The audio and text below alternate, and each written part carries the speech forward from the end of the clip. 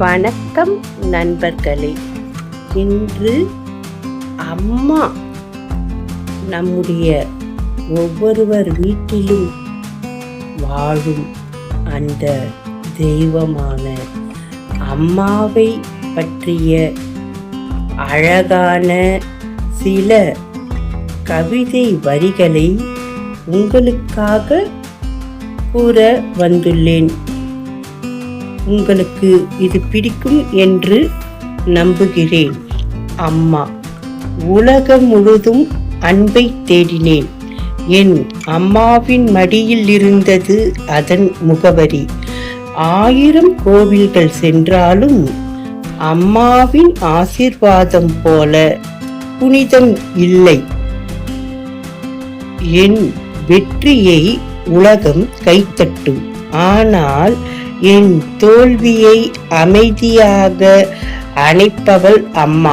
அவள் கண்ணீரின் மதிப்பு தெரிந்தவனுக்கு வாழ்க்கையின் அர்த்தமும் தெரியும். கடவுள் எல்லா வீட்டுக்கும் வர முடியாததால் அம்மாவை அனுப்பி வைக்கிறார்.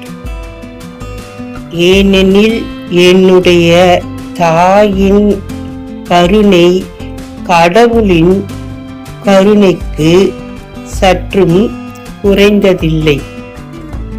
அம்மா இல்லாத ஒவ்வொரு மனிதரும் வாழ்க்கையில் அன்பு என்ற ஒன்றை தேடியே தன் வாழ்க்கை முழுவதையும் தொலைத்து விடுகின்றனர்.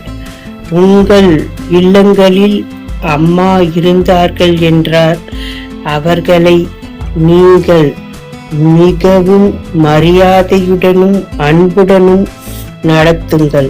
அவர்கள் உயிரோடு இருக்கும்போது அந்த மதிப்பு தெரிவதே இல்லை. அவர்கள் மறைந்த பின் அந்த அன்பை நம்மால் எங்கு சென்றாலும் பெற முடியாது. சுயநலமே இல்லாத ஒரு ஜீவன் உலகத்தில் வாழ்கிறது என்று கூறினால் அது நம்முடைய அம்மா மட்டுமே. நீங்கள் எத்தனை தெய்வங்களை சென்று வணங்கினாலும் தாய்க்கு மரியாதை கொடுத்தால்தான் அவற்றை தெய்வமே ஏற்கும். இது போன்ற அழகான பதிவுகளை நீங்கள் கேட்க வேண்டுமென்றால் சாப்பிடலாமா சேனலை லைக் செய்யுங்க, ஷேர் செய்யுங்க, சப்ஸ்கிரைப் செய்யுங்க.